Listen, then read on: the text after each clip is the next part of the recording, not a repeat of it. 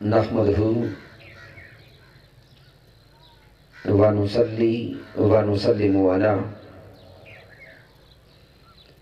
सय्यदिना व मौलाना मुहम्मदिन नबिय्यिल अमीनिल मकीनिल करीमिर रऊफिर रहीम।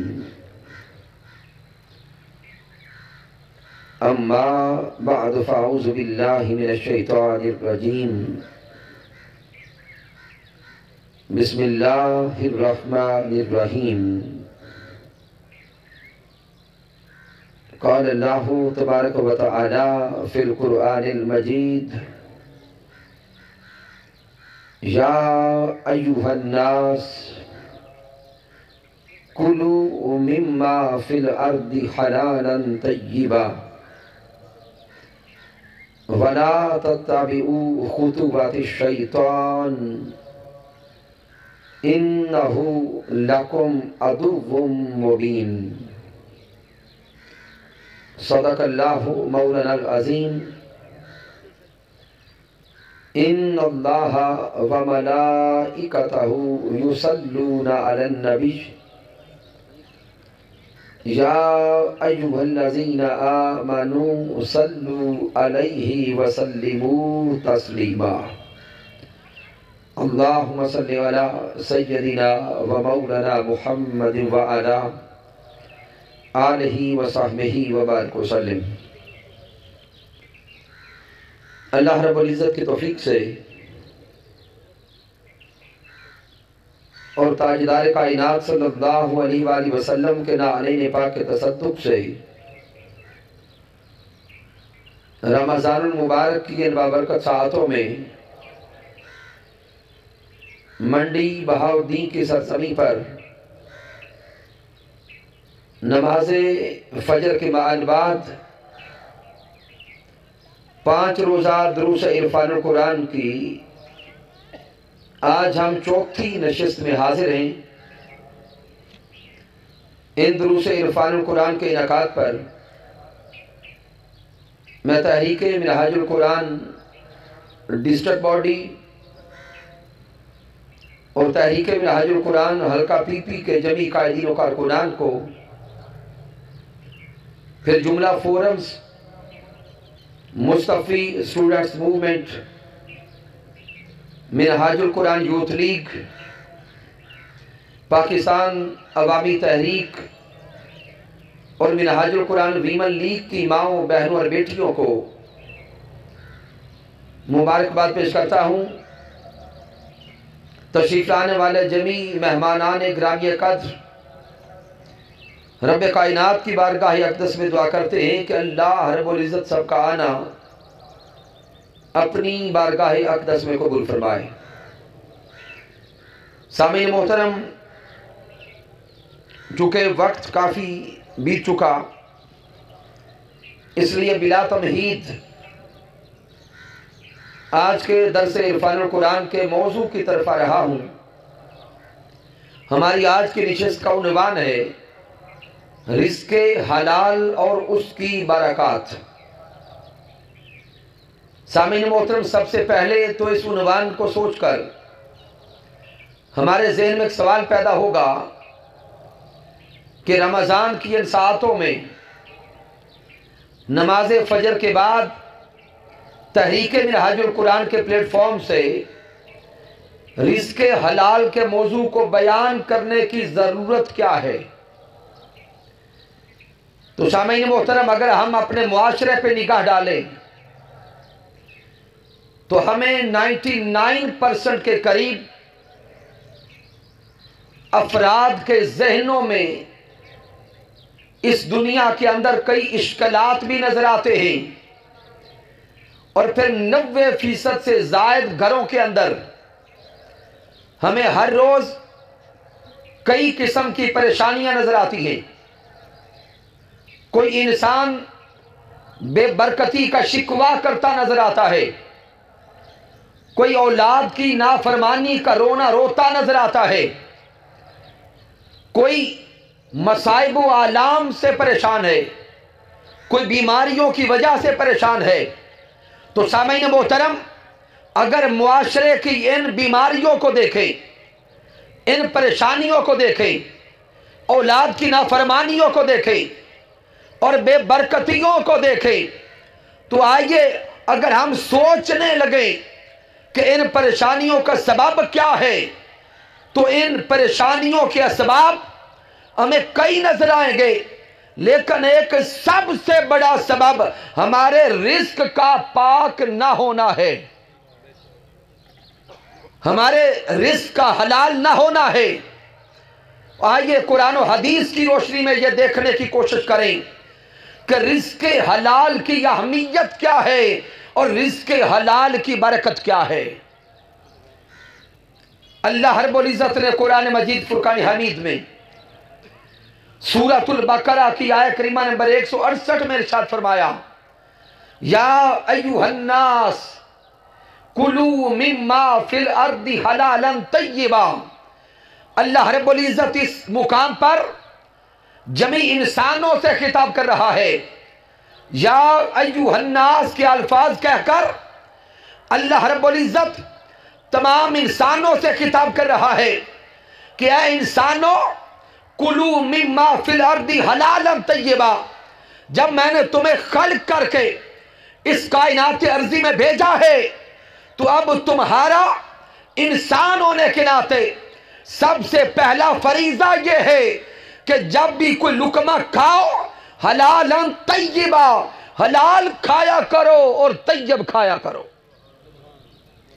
वला तत्तबिउ खुतुवति शैतान, और शैतान के रास्तों पे न चलो। इन्नहु लकुम अदुव्वुम मुबीन, बेशक ये शैतान तुम्हारा खुला दुश्मन है। इस आया करीमा पे अगर गौर करें तो अल्लाह रब्बुल इज्जत ने इंसानों को दो रास्ते बता दिए, दो रास्ते वज़ा फरमा दिए और जमी इंसानों से खिताब करते फरमाया कि ऐ इंसान, अगर तू शऊर से काम ले, फहम से काम ले, तो तेरे सामने दो रास्ते हैं। एक रास्ता रहमान का है, एक रास्ता शैतान का है।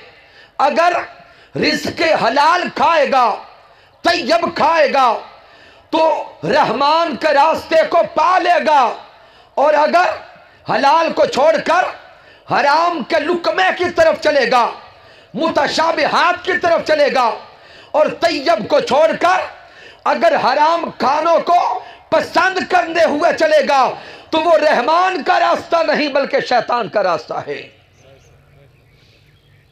इन्नहु लकुम अदुव्वुम मुबीन के अल्फाज बता रहे हैं कि वो शैतान जो तुम्हारा खुला दुश्मन है, वो कभी ना चाहेगा कि तुम अल्लाह की रजा पाओ। वो तुम्हें अल्लाह के करीब नहीं होने देगा, अल्लाह के रास्ते पे न चलने देगा।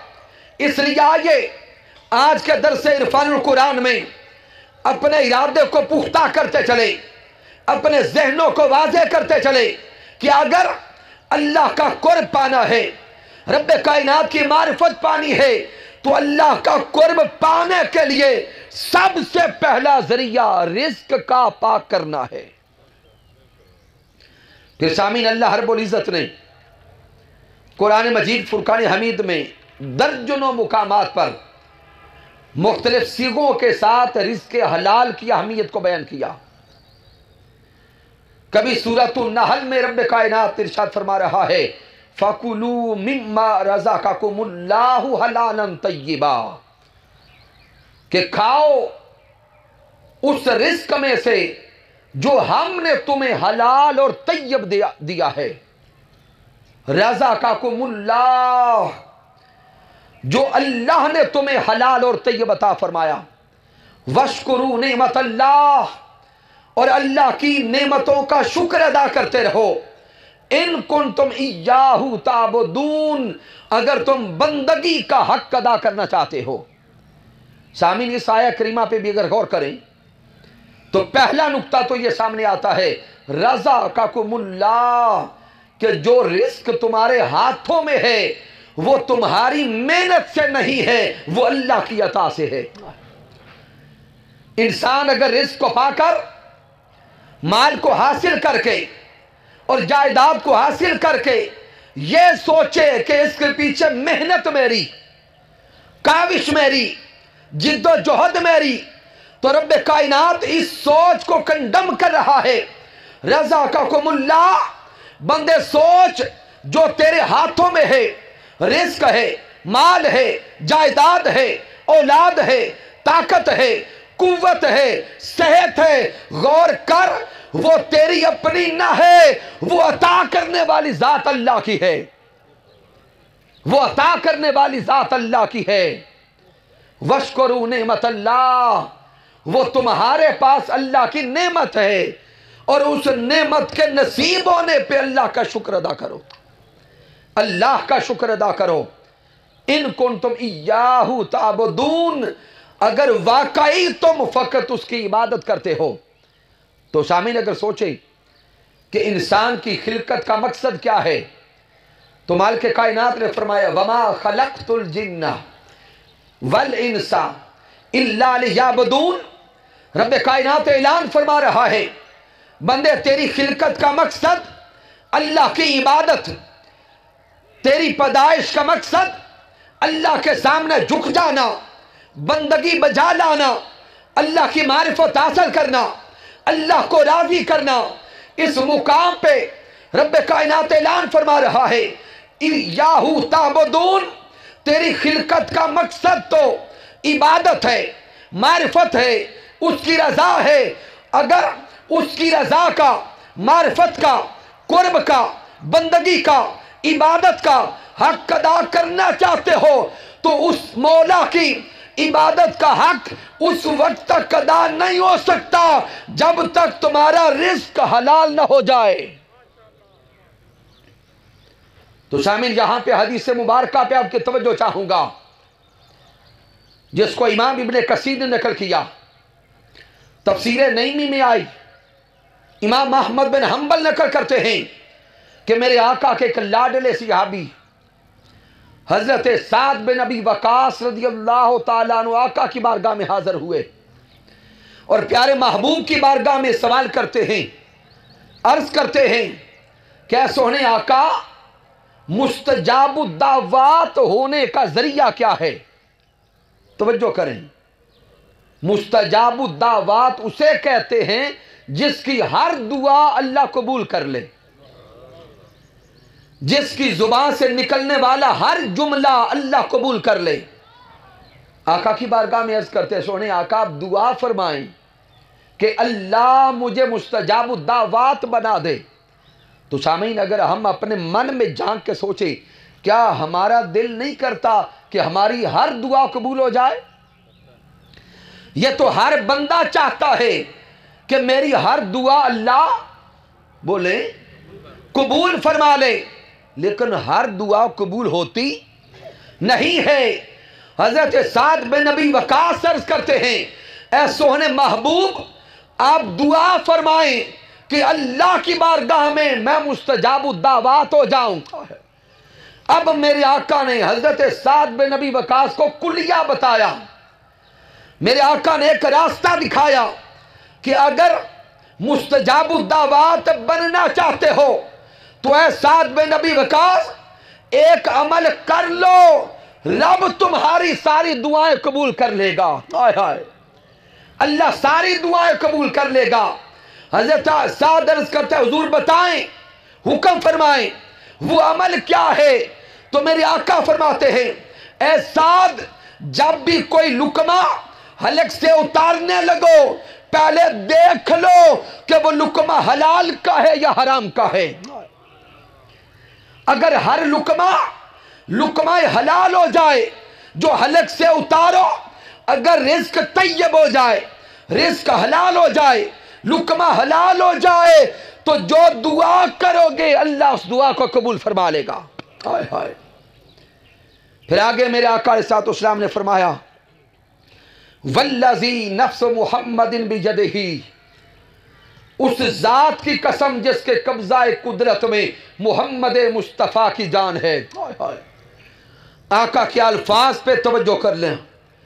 जब मेरे आका ये अल्फाज इरशाद फरमाते हैं कि उस जात की कसम जिसके कब्जाए कुदरत में मुझ मोहम्मद मुस्तफ़ा की जान है। इन अल्फाज के बाद मेरे आका कोई उसूली जुमला इरशाद फरमाते हैं।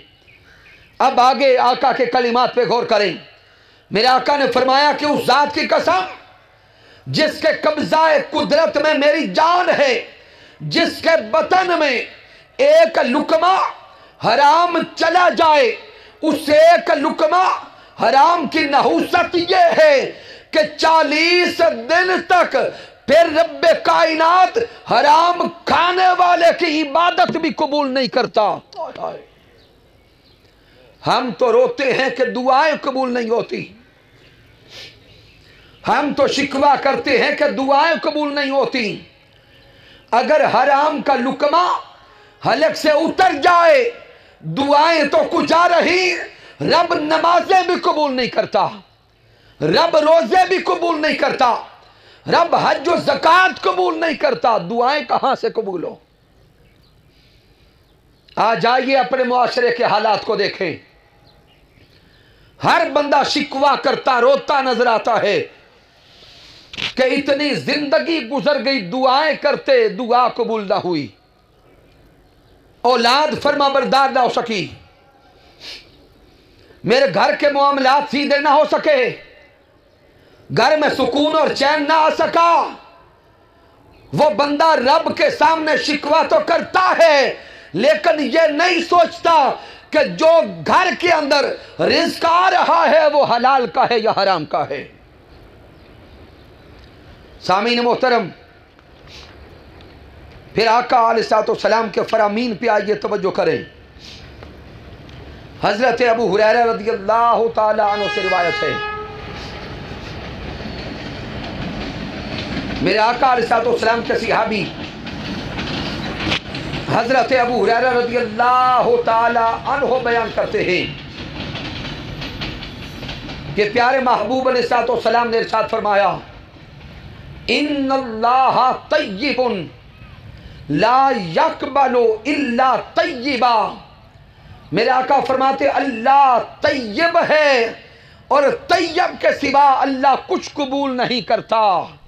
आय हाय, मेरे आका फरमा रहे हैं कि रब्बे कायनात खुद तय्यब है और तय्यब के सिवा अल्लाह कोई शय कबूल नहीं करता। इससे आगे मेरे आका अलैहिस्सलाम एक मिसाल देकर इरशाद फरमाते हैं, मेरे आका फरमाते हैं कि अगर कोई शख्स मुसाफिर है और वो मुसाफिर हरम है, यानी घर से हरम का इरादा लेकर निकला, हरम काबा में पहुंचा, हरम में जाकर वो हाथ उठाकर दुआएं कर रहा है और रब की बारगाह में अर्ज कर रहा है, या रब्बी या रब्बी या रब्बी। अल्लाह की बारगाह में जाकर जाहिरन रो भी रहा है, जाहिरन दुआएं भी कर रहा है, लेकिन आका फरमाते हैं व मतअमहु हरामुन व मशरबहु हरामुन व मलबसहु हरामुन व गुज़िया बिल हराम। आका फरमाते वो हरम में तो चला गया, लेकिन उसका सफर जिस पैसा से हुआ वो भी माल हराम था, वो जो खाता रहा वो भी माले हराम से था, जो पीता रहा वो भी माले हराम से था, जो लिबास पहना वो भी हराम से था, जो खाना खाया वो भी हराम से था। मेरे आका फरमाते हैं कि वो हरम में जाकर भी रब रब कह कर भी चूंकि गया हराम के माल से था, रब्बे कायनात ना उसका हज कबूल करता है, ना उम्रा कबूल करता है, ना उसका उसकी बारगाह में जाना कबूल होता है। आइए गौर करें, आज अगर अपने मुआशरे के हालात को देखें तो 70 से 80% लोगों के मसाइल के पीछे रिस्क का तैयब और हलाल ना होना है। एक तरफ हम हाजी भी कहलाते हैं, नमाजी भी कहलाते हैं, बड़े आबिद और जाहिद भी कहलाते हैं। क्या हम जब तिजारत करते हैं तो वो तिजारत हलाल उसूलों पे करते हैं? क्या वो तिजारत, वो लेन देन के मामलात, वो एक दूसरे के साथ सौदागरी, क्या वो हराम जराए से कर रहे हैं या हलाल जराए से कर रहे हैं? अगर हम थोड़ा सा गहराई में जाके अपने तिजारत के अहवाल को देखें तो बयान करते हुए शर्म आती है।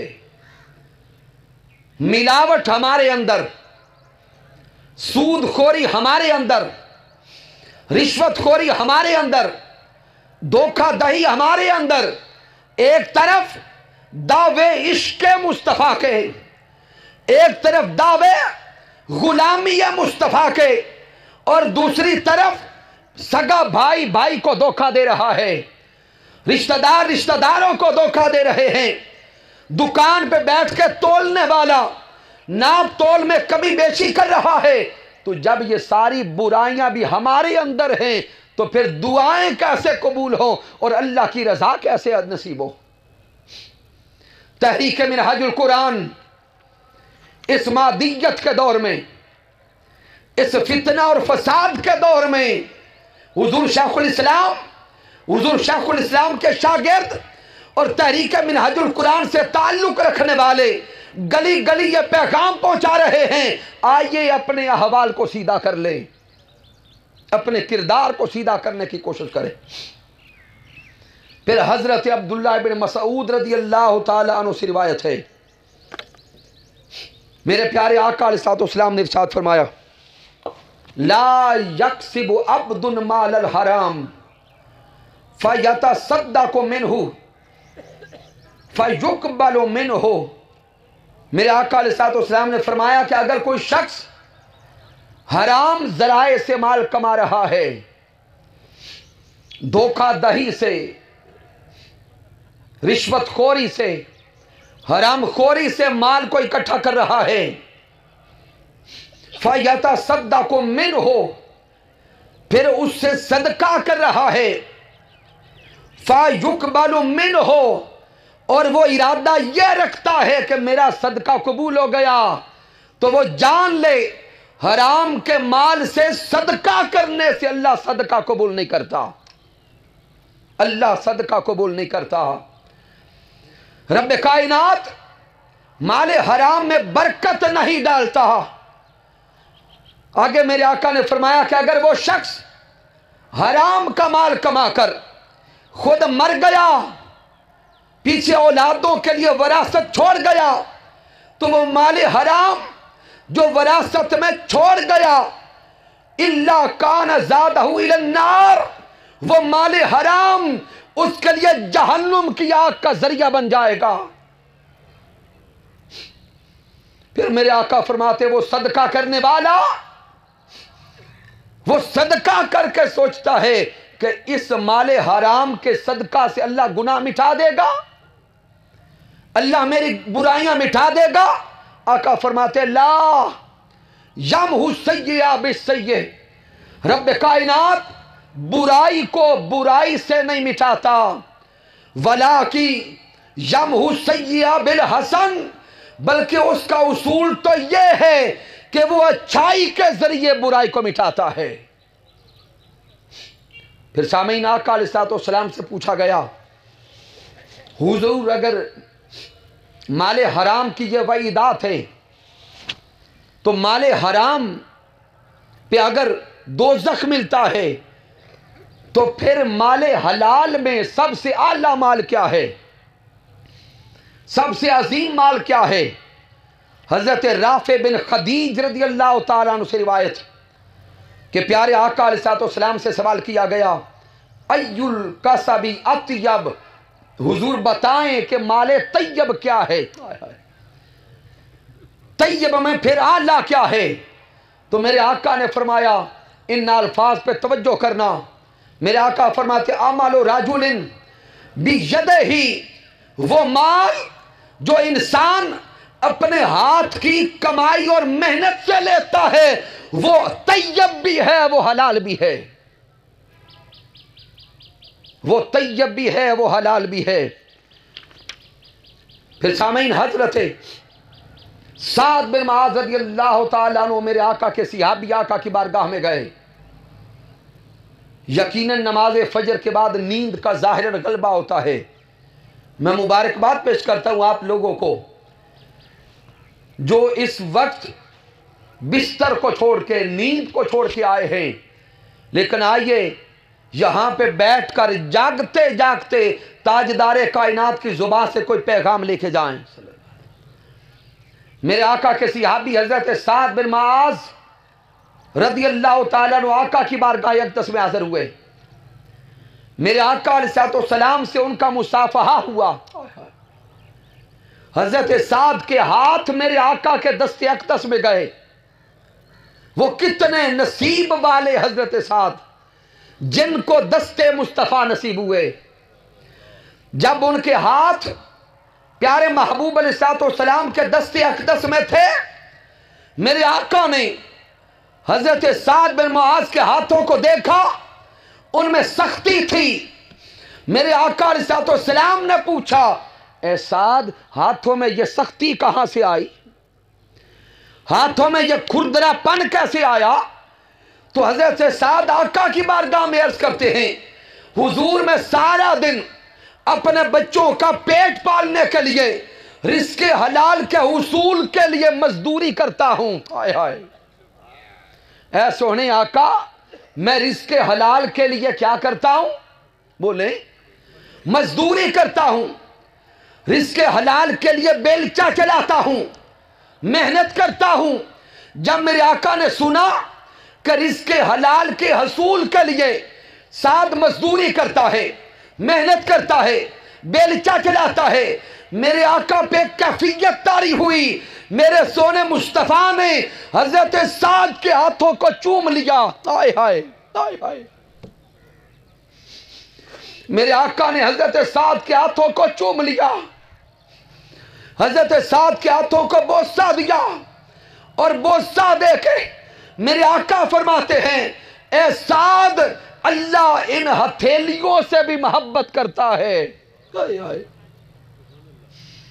अल्लाह इन हथेलियों से भी मोहब्बत करता है। फिर आका फरमाते हैं, अल कासिबु हबीबुल्लाह, मेहनत करके रिज़्क़ हासिल करने वाला अल्लाह का हबीब है। यारो, हम नमाजें पढ़ते हैं, नीयत यह करते हैं कि अल्लाह राजी हो जाए। रोजे रखते हैं इस नीयत से कि अल्लाह राजी हो जाए। हज और ज़कात देते हैं कि अल्लाह राजी हो जाए। लेकिन आका ने फरमा दिया, अल कासिबु हबीबुल्लाह, वो सारे फराइज अदा करने लाजम हैं, जरूरी हैं, लेकिन जो शख्स रिज़्क़ हलाल के लिए घर से निकलता है, मजदूरी करता है, कोशिश करता है, अल्लाह उससे मोहब्बत करने लग जाता है। फिर सामईन, अब जो मजदूर है, जब वो सारा दिन मजदूरी करे, मेहनत करे, शाम तक वो थक जाता है, वो थक जाता है, थक के बिस्तर पे आता है।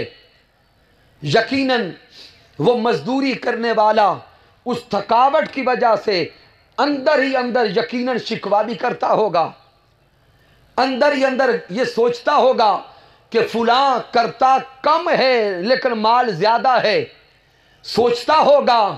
अब मेरे आका अलैहिस्सलाम के अल्फाज पे तवज्जो करें, वो शख्स जो मजदूरी करते करते थक जाता है, मेरे आका उसके लिए क्या फरमाते हैं? हाय हाय, मेरे आका ने फरमाया, मन अमसा कालन अमली यदेही, वो शख्स जो रिज़्क़ हलाल के लिए मजदूरी करता करता थक गया, शाम तक थक कर वो बिस्तर पे गया, उसकी वो शाम में थकावट नहीं होगी, बल्कि आका ने फरमाया, अमसा मगफूर लहू, वो मजदूरी से थक कर हार कर थकावट के बिस्तर पे जाता है, अमसा मगफूर लहू, रब की बारगाह में उसकी वो शाम मगफरत लिखी जाती है। हाय हाय, अल्लाह की बारगाह में वो शाम मगफरत तो लिखी जाती है। रब्बे कायनात उसकी मजदूरी को देखकर, मेहनत को देखकर, जिद्दोजहद को देखकर सारे गुनाह मिठा के जन्नत उसके नाम कर देता है। फिर मेरे आका ने फरमाया, इन्नल्लाह युहिब्बु अन यरा अब्दहु ताबन फी तलबिल हिलाल। वो शख्स जो हलाल के हुसूल के लिए थक जाता है, अल्लाह उससे मोहब्बत करता है। आका अलैहिस्सलाम के अल्फाज पे गौर करते जाएं।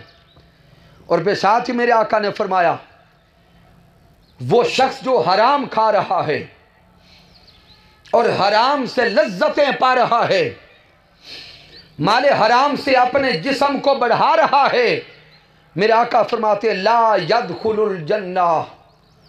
वो शख्स जिसने हराम माल खाया और हराम के लुकमों से उसने जिस्म की नशोनुमा की, माले हराम से उसने जिस्म को बढ़ाया, आका फरमाते हैं वो जिस्म का हिस्सा, गोश्त का वो टुकड़ा जो हराम के माल से बना होगा, ला यदखुलुल जन्नह, वो कभी जन्नत नहीं जा सकता।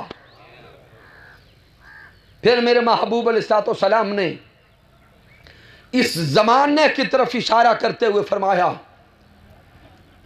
हजरत अबू हुरैरा रज़ियल्लाहु ताला अन्हु रिवायत कर रहे हैं, मेरे आका फरमाते याती अलन्नास ज़मानुन, कि एक ऐसा जमाना आएगा, एक ऐसा वक्त आएगा कि लोग माल के हुसूल करने के लिए हलालो हराम की तमीज को भूल जाएंगे। आइए आज अपने मुआशरे के हालात पे तवज्जो करते हुए देखें।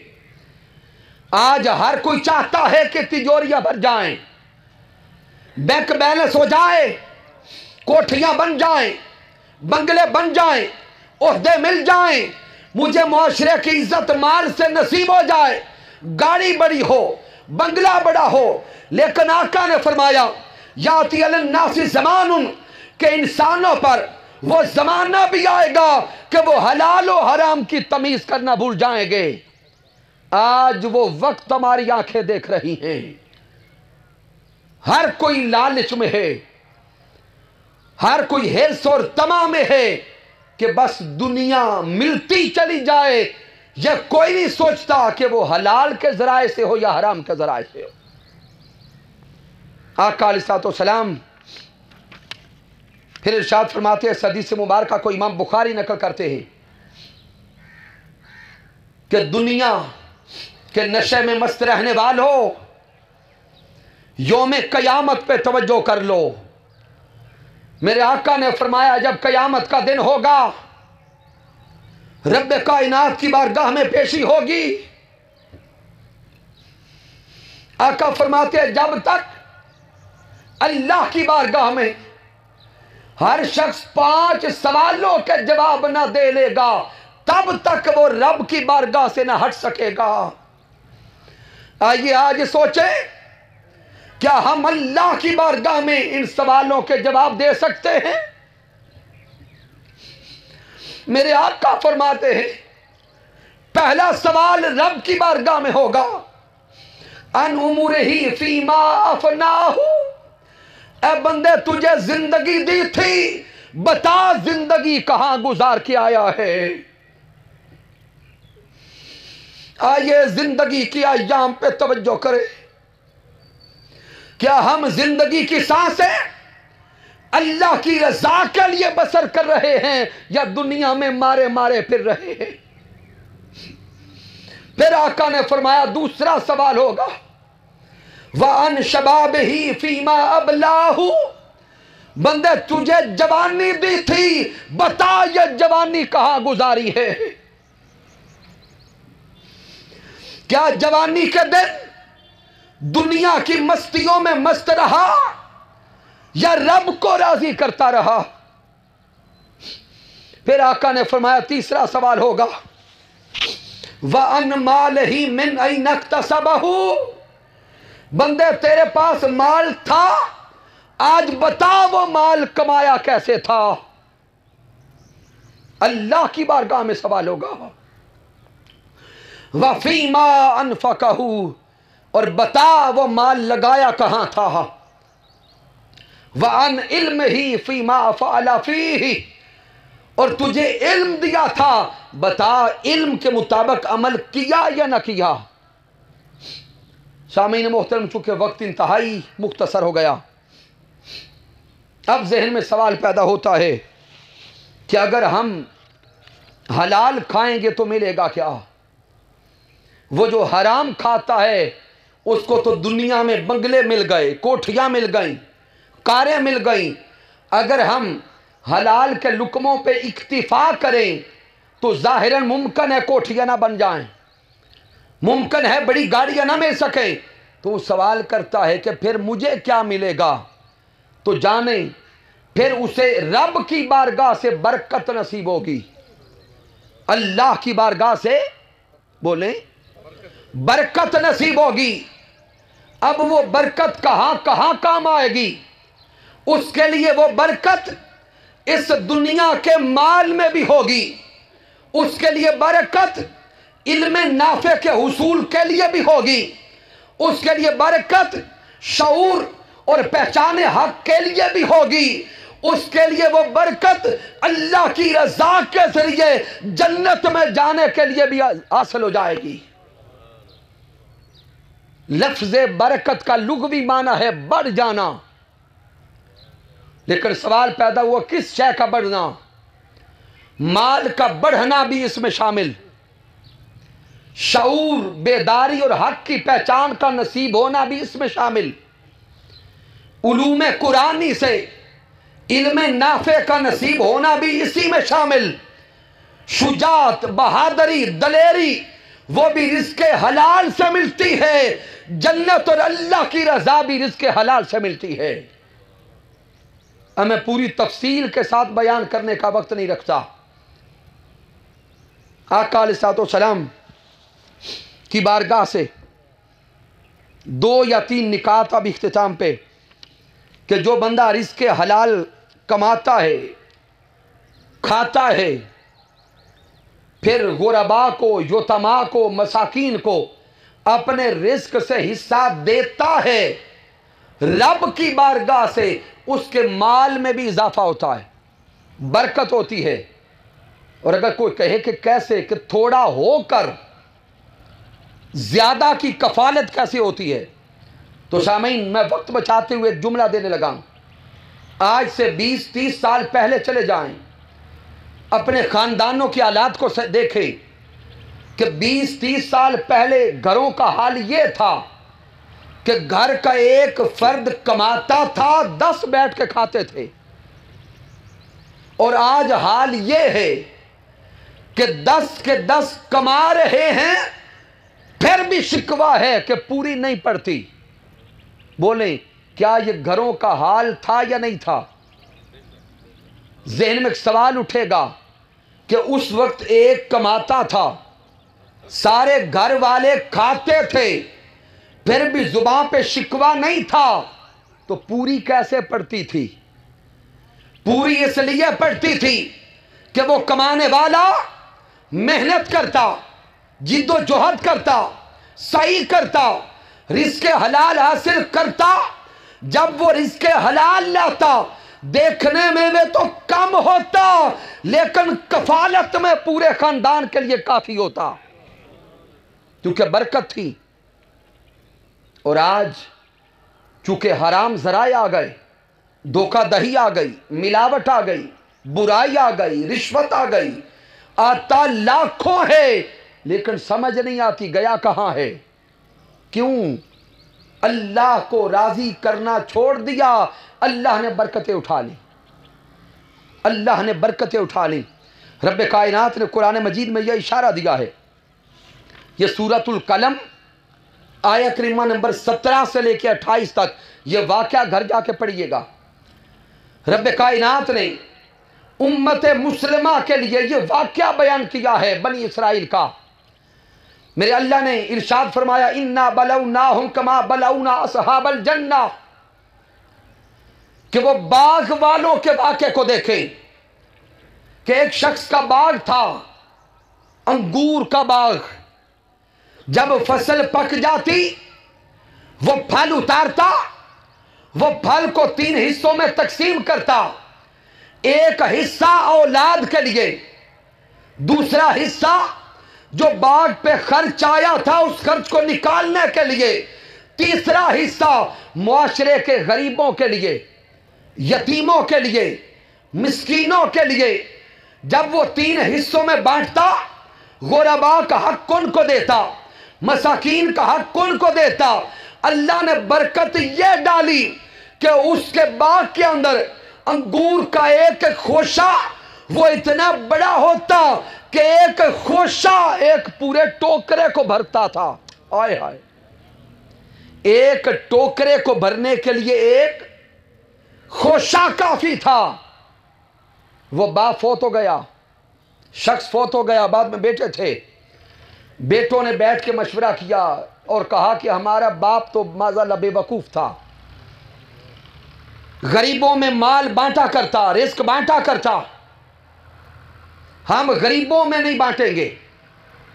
उन्होंने कहा कि चूंकि गरीबों को आदत बनी है वो खुद लेने आ जाएंगे, इसलिए हम फसल पक गई है, सूरज चढ़ने का इंतजार नहीं करेंगे, मुंह अंधेरे बाग में जाएंगे और सूरज चढ़ने से पहले पहले बाग की फसल को तोड़कर मंडी पहुंचाएंगे ताकि यतीम मिस्कीन हिस्सा ना पा सके। उन्होंने इरादा कर लिया, ये नीयत करके रात को सो गए। जब वो सोए तो मेरा अल्लाह बयान फरमा रहा है, फताफ अलैहा ताइफा मिन रब्बिक वहुम नाइमून। मेरा अल्लाह फरमा रहा है कि जब वो सो गए वो तो सोते रह गए, बाग में कोई फिरने वाला फिर गया, अल्लाह का अज़ाब आया, वो बाग तबाह बर्बाद हो गया, फसल सारी खत्म हो गई। जब सुबह मुंह अंधेरे उठकर वो बेटे बाग में पहुंचे तो देख के कहते हैं कि हम तो बर्बाद हो गए, ना फसल है, ना बाग है, ना फल है, क्या हो गया।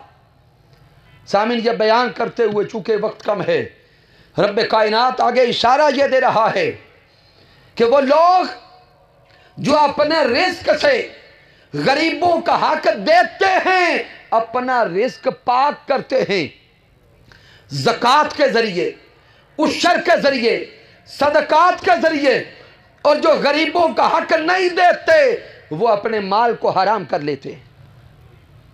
आज देखें फसलें पकने को हैं, जितनी फसलें हैं अगर इनका उशर निकाला जाए तो यहां गरीब नजर कोई नहीं आता, लेकिन हम गरीबों का हक नहीं देते।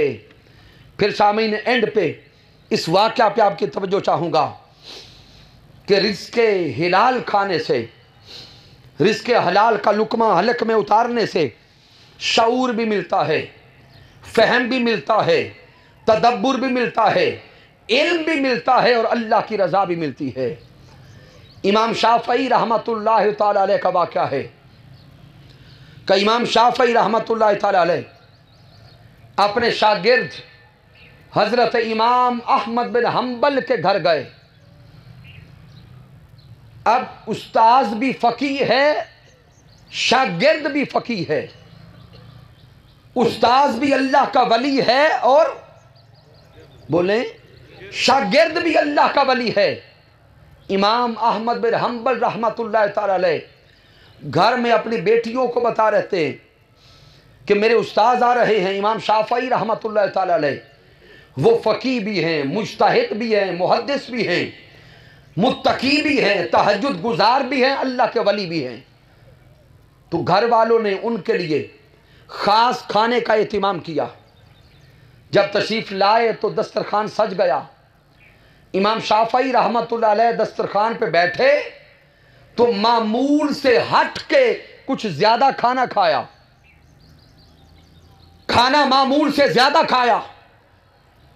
अब बेटियों के लिए यह बात ताज्जुब की थी। फिर बेटियों ने सुबह तहज्जुद के वुज़ू के लिए पानी का लोटा भी भर के रख दिया। लेकिन जब सुबह के औकात में नमाज के लिए सारे घर वाले उठे तो देखा कि तहज्जुद के लिए जो पानी रखा था वो पानी इस्तेमाल नहीं हुआ। अब बेटियां तशवीश में पड़ गई, अपने वालिद मोहतरम इमाम मोहम्मद बिन हंबल से अर्ज करती है कि बाबा जान, आपने तो कहा था मेरे उस्ताद इमाम शाफी अल्लाह के वली हैं, तहज्जुद गुजार हैं। पहला सवाल तो ज़हन में ये आया कि अल्लाह के वली ज्यादा खाया नहीं करते। हाय हाय, अल्लाह के वली ज्यादा खाया नहीं करते, वो कलीलुत ताम होते हैं। जबकि आपके उस्ताद मोहतरम ने खाना भी बहुत ज्यादा खाया। फिर आपने बताया था कि वो तहज्जुद की नमाज पढ़ते हैं। हमने तहज्जुद के वजू के लिए पानी रखा था, वो भी इस्तेमाल नहीं हुआ। तो ना उन्होंने तहज्जुद के लिए वजू किया, खाना भी मामूल से हट के ज्यादा खाया, तो आप कहते थे अल्लाह के वली हैं। ये अलामात वलियों की तो नहीं होती। अब इमाम अहमद बिन हंबल अपने उस्ताद इमाम शाफई की बारगाह में गए, ये सवाल लेकर जाके अर्ज करते हैं कि मेरी बेटियां इन सवालों का जवाब चाहती हैं। अब इमाम शाफई के जवाब पे तवज्जो कीजिएगा। इमाम शाफई अर्ज करते हैं और फरमाते हैं कि इमाम अहमद बिन हंबल, बेटियों के सवाल अपनी जगह पे दुरुस्त हैं, लेकिन चूंकि आज मैं किसी दुनियादार के घर में नहीं हूं, बल्कि अहमद बिन हंबल एक फकीह, एक मुज्तहिद, एक सालेह के घर में आया बैठा हूं। जब मैं रिस्क खा रहा था, लुक़मे ले रहा था, तो रिस्क की लज्जत, रिस्क की कैफियत और लुक़मे जुबान हाल से बता रहे थे कि एक एक लुक़मा हलाल से है, एक एक लुक़मे का हुसूल हलाल के ज़राए से किया गया। इसलिए मैंने मामूल से हट के ज्यादा खाना खा लिया, यह सोचकर कि हलाल लुक़मे खाने से पर्दे उठते हैं, इल्म भी मिलता है, उसकी रजा भी मिलती है। कहते खाना ज्यादा इसलिए खाया, तो जब वो हलाल लुक़मे खा लिए, रिज़्क़े हलाल खा लिया, उसकी बरकत ये नसीब हुई कि लंबा सफर करके आया था, थकावट दूर हो गई। हाय हाय, रिज़्क़े हलाल की बरकत, सफर लंबा करके आया था, थकावट दूर हो गई, सुस्ती जाती रही। इसलिए सारी रात मैं सोया नहीं, बल्कि सारी रात अल्लाह के कुरान में गोताजन रहा, सारी रात आयत कुरानी पढ़ता रहा। और एक आयत करीमा पे जब सोच में पड़ गया, गोताजन हो गया, तो एक रात में लुक़मा हलाल की बरकत से एक आयत करीमा में से मैंने 72 मसले हल किए हैं। रिज़्क़े हलाल, एक आयत करीमा से मैंने 72 मसले हल कर लिए। और दूसरा सवाल कि तहज्जुद के लिए वुज़ू नहीं किया, तो जब मैं सारी रात जागता रहा, अल्लाह का कुरान पढ़ता रहा, कुरान में गोता जन रहा, इसलिए मैं इशा के वुज़ू से था तहज्जुद के लिए, और नमाज फजर के लिए फिर मुझे वुज़ू करने की हाजत नहीं थी। तो शामीन, अगर रिज़्क़े हलाल नसीब हो जाए तो फिर इल्म नाफे भी मिल जाता है। आज के दौर में लोग सवाल करते हैं कि हुज़ूर शेखुल इस्लाम डॉक्टर मोहम्मद ताहिर अल कादरी ने ये किताबें कैसे लिखी, ये 8000 से ज़ायद मौज़ूआत पे खिताब कैसे हो गए, पूरी दुनिया में तंजीमी नेटवर्क कैसे बन गया, वेलफेयर भी है, यूनिवर्सिटी भी है, कॉलेजेस हैं, स्कूल हैं, इदारे हैं। इतना बड़ा काम ज़ाहिरन अकल कबूल नहीं करती। तो सामीन, वो राज जान लें कि मुजद्दिद वक्त हुजूर शेखुल इस्लाम ने किस ताकत से यह काम किया। पीछे बचपन से लेकर शबाब तक, शबाब से लेकर परवान चढ़ने तक और कमाल तक सारे के सारे लुक़मे हलाल के थे। उस रिज़्क़े हलाल की बरकत थी, किताबें में लिखी गई, खिताब भी होते गए। आखिरी जुमलों पे तवज्जो कीजिएगा। हकीमुल उम्मत हजरत अल्लामा मोहम्मद इकबाल रहमतुल्लाह अलैह के बाद विलादत हुई। तो हजरत अल्लामा मोहम्मद इकबाल रहमतुल्लाह ताला अलैह की वालिदा मोहतरमा ने हजरत इकबाल को दूध पिलाने के लिए बकरी रख ली। मैं बिलखुसूस माओं को यह जुमले अर्ज करना चाहता हूं। हजरत इकबाल की वालिदा मोहतरमा ने दूध के लिए बकरी रख ली। जब हफ्ता 10 दिन गुजर गए तो हजरत इकबाल के वालिद मोहतरम हजरत शेख नूर मोहम्मद रहमतुल्लाह अलैह अपनी जोजा से कहते हैं कि भाई बेटे को दूध पिलाने के लिए बकरी क्यों रखी है? माओं का दूध अक्सी होता है, सबब क्या है? तो हजरत इकबाल की वालिदा मोहतरमा के अल्फाज पर तवज्जो कीजिएगा। हजरत इकबाल की वालिदा मोहतरमा अपने शौहर से कहती हैं, आप गवर्नमेंट की जॉब करते हैं और उस वक्त गवर्नमेंट अंग्रेजों की थी।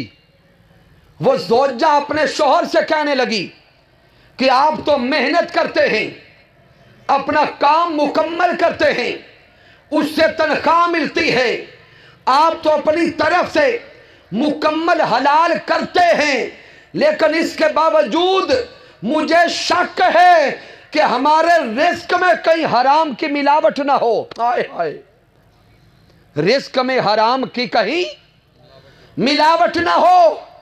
आप जो रिस्क लाते हैं वो मैं खाती हूं, उससे मेरे बतन में दूध बनता है। मैं वो दूध अपने इकबाल को इसलिए नहीं पिलाती कि कहीं हराम की मिलावट ना हो जाए। हजरत शेख नूर मोहम्मद ने उससे अगले ही दिन गवर्नमेंट की जॉब से रिजाइन कर दिया। फिर हजरत इकबाल की परवरिश रिस्क हलाल सकी, हजरत इकबाल की तरबियत रिस्क हलाल सकी। रिस्क हलाल के लुकमों पर और रिस्क हलाल पर पल्ले वाले हकीमुल उम्मत हजरत अल्लामा मोहम्मद इकबाल जब परवान चढ़ते हैं, कमाल को पहुंचते हैं, तो फिर वो इकबाल बोल के कहता है, ए तायरे लाहूती, हाय हाय हाय, ए तायरे लाहूती, उस रिस्क से मौत अच्छी जिस रिस्क से आती है परवाज में कोताही। फिर वो इकबाल बोलता है, कुव्वते इश्क से हर पस्त को बाला कर दे, दहर में इसमें मोहम्मद से उजाला कर दे। फिर वो इकबाल बोल के कहता है, कभी ये नौजवान मुस्लिम तदब्बुर भी किया तूने, वो क्या गर्दू था जिसका तू है एक टूटा हुआ तारा। फिर उस इकबाल ने उस रिस्क हलाल की ताकत से कौम को शऊर दिया, कौम को फिक्र दी, नया रास्ता दिया। और हजरत इकबाल की दी हुई फिक्र से और शऊर से दुनिया ने देखा कि दुनिया पे एक नया मुल्क मर्ज वजूद पे आया जिसको आज पाकिस्तान कहते हैं। इसके पीछे भी रिस्क हलाल है। आइए हम अपने रिस्क के बारे में फिक्र करें, अपनी औलादों को जो लुकमे खिलाएं वो रिस्क हलाल हो, तय्यब हो और पाकीज़ा हो। तहरीक मिनहाजुल कुरान ये पैगाम करिया करिया पहुंचा रही है कि आइए अपनी औलादों को संवारने के लिए रिस्क हलाल की तरफ आएं। कि मोहम्मद से वफा तूने तो हम तेरे हैं, ये जहां चीज़ है क्या लौहो कलम तेरे हैं। मैंने जो कुछ बयान किया, अगर इसमें कुछ कमी है, कोई कजी है, कोई गलती है तो मुझ नाचीज़ की तरफ से है, रब्ब कायनात मुआफ़ फरमा दे। अगर इसमें कोई अच्छाई और कमाल है तो अल्लाह की इज़्ज़त की कसम मेरा कोई कमाल नहीं, ये अल्लाह का करम है, ताजदार कायनात सल्लल्लाहु अलैहि वसल्लम की रहमत का फैज़ान है और मंडी बहाउद्दीन के मोहब्बत करने वाले साथियों की मोहब्बतें भी शामिल हैं और हुज़ूर शाइखुल इस्लाम डॉक्टर मोहम्मद ताहिर कादरी मद्दज़िल्लाहु वाली की सोहबत का फैज़ान है। वमा अलैना इल्लल बलागुल मुबीन। सामीन मोहतरम, कल इंशाअल्लाह ताला 5 रोज़ा दुरूस इरफानुल कुरान की आखिरी नशिस्त होगी जिसमें एक मारूफ, एक अजीम मजहबी स्कॉलर जनाब मोहतरम हज़रत अल्लामा जमील अहमद जाहिद कादरी साहब तशरीफ लाएंगे और एक अजीम मौजू पर, अहम मौजू पे खिताब करेंगे, जो मौजू होगा मुआशरती रसूमात में इफ़रात व तफरीत, जिसमें शादी ब्याह, फोतीदगी और वरासत के मसाइल को वक्त के पेश नज़र इंशाअल्लाह ताला वो बयान फरमाएंगे। इसी तरह जौक दर जौक तशरीफ लाएँ। वस्सलामु अलैकुम व रहमतुल्लाहि व बरकातुहू। आमीन। अल्लाहुम्मा